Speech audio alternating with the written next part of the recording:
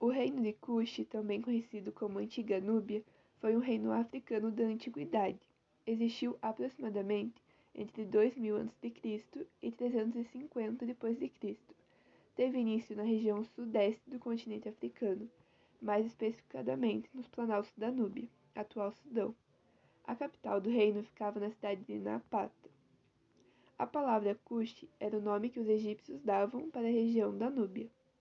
Muitos historiadores consideram o reino de Cush um dos mais importantes estados da antiguidade da África. Bom, os cuxitas, como era chamado o povo, eram africanos negros. Eram agricultores na maioria. Tinha também artesão e mercadores. Às vezes os cuxitas capturavam pessoas de outros povos e transformavam em escravos. O reino de Cush, ele era muito rico, além de produzir minas de ouro e terras cultiváveis. Ele ficava em uma ótima localização para realizar o comércio com outros povos. Os cuxitas transportavam mercadorias pelo rio Nilo e também por estradas que levavam ao Mar Vermelho. Eles vendiam ouro, incenso, marfim, óleos, penas de avestruz e a pele de leopardo. A Núbia originalmente ela fazia parte do Egito Antigo, durante o século XV a.C. Aí o Egito dividiu a Núbia em duas partes, e Cush era a parte sul. Bom, eles tinham uma experiência com pedras e metais preciosos, e eles faziam um artesanato muito lindo, que possuía desenhos bastante refinados em suas peças. As atividades artesanais dos marceneiros, ferreiros e tecelões eram muito valorizados no reino. A cerâmica ela foi bastante desenvolvida pelos cuxitas, e no início ela era feita somente pelas mulheres, o que mudou com o passar do tempo. Bom, os cuxitas eles eram politeístas e cultuavam tanto divindades egípcias quanto os deuses e quantos outros deuses, né? Bom, eles tinham as divindades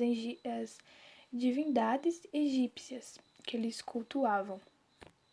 E também tinha os animais que eram considerados sagrados, como o carneiro, o leão, o crocodilo e o gato. A organização da sociedade. A camada dirigente era formada pelo rei e seus familiares, além de nobres e sacerdotes. Também havia uma aristocracia provincial. Abaixo dela havia comerciantes, artesãos, soldados e funcionários do reino.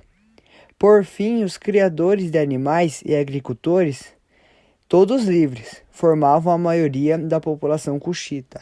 Sua forma de governo era a monarquia absoluta. A escolha dos reis cuxitas era realizada de forma diferente do que ocorria no Egito, onde o faraó era sucedido por seu filho. Em Cush, geralmente, os líderes das comunidades, chefes militares, altos funcionários do reino, líderes de clãs e sacerdotes, votavam no líder considerado mais capacitado e preparado para exercer a função de rei. Depois, em um ritual, lançavam sementes ao chão para perguntar ao deus Amon se a escolha havia sido correta. Caso os sinais fossem positivos, os cuxitas realizavam uma grande festa e o candidato a rei apresentava-se ao templo de Amon, onde era coroado. No reino de Cush, o rei não governava sozinho.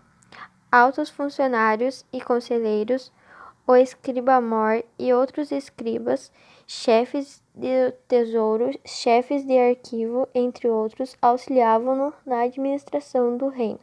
Eles também contava com uma guarda pessoal para sua proteção e com os conselheiros de um comandante militar. A economia no reino de Cush.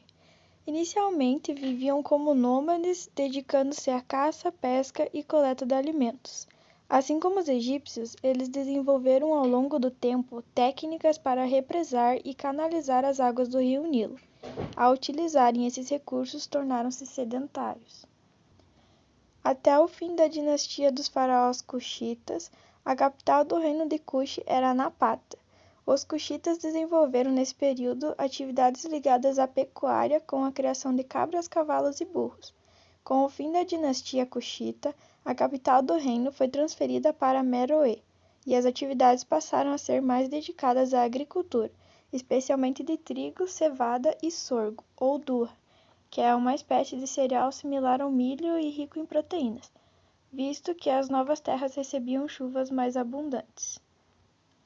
Para irrigar suas plantações com as águas do Nilo, os cuxitas usavam o chaduf, um mecanismo composto por um cesto e uma alavanca. Com o passar do tempo e em razão das experiências de carpinteiros e ferreiros, o chaduf foi substituído pela saquia, que era uma ferramenta movida pela força de animais. As terras do reino de Cush também eram ricas em metais, como o ferro e o ouro, e em pedras preciosas. Não se sabe ao certo quando a metalurgia se desenvolveu na região, porém foi no século IV a.C. que ela passou a ocorrer em grande escala. As atividades de mineração eram controladas pelo poder real cuxita, que permitia aos governantes a manutenção de seus poderes e fortunas. O ouro, especialmente, era utilizado em trocas comerciais com o Egito e Roma. Eram agricultores na maioria, embora houvesse também artesãos e mercadores. Às vezes os cuxistas captavam pessoas de outros povos e as transformavam em escravos. Formaram aldeamentos fixos no local desde o quarto milênio a.C.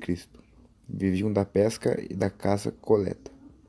Domesticavam ovelhas, cabras e bois.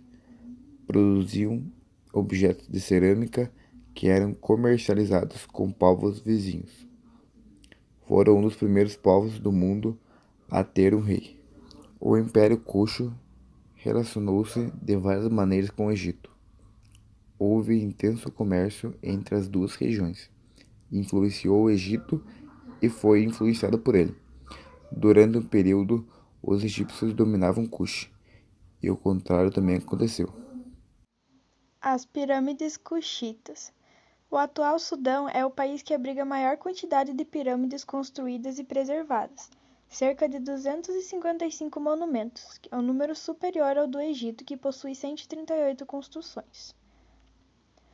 Os cuxitas, assim como seus vizinhos egípcios, também adotaram o costume de enterrar alguns mortos em pirâmides. No entanto, havia diferenças entre os rituais dos dois povos. Enquanto os sepultamentos cuxitas aconteciam sob as pirâmides, os sepultamentos egípcios ocorriam dentro dos monumentos. As pirâmides cuxitas eram construídas em média com altura que variavam de 6 a 30 metros, sendo bem mais estreitas e pontiagudas que as egípcias. A religião cuxita. Assim como os egípcios, os cuxitas eram politeístas e cultuavam tanto divindades egípcias quanto deuses meroítas. Entre as divindades egípcias cultuadas estavam Amon, o deus do sol, Osíris, o deus dos mortos, e Horus, deus falcão e protetor dos vivos. Já as divindades meroítas eram o deus leão, Apedemak, que era um deus com a cabeça de leão e o corpo humano, considerado a divindade da guerra e protetor dos exércitos, e o Esbomeker, que era um deus orientador e guerreiro. Além disso, alguns animais eram considerados sagrados, como o carneiro, o leão, o crocodilo e o gato. Declínio. Embora a união entre o reino de Cush e o Egito tenha criado um poderoso império, os ataques assírios contra a região continuaram.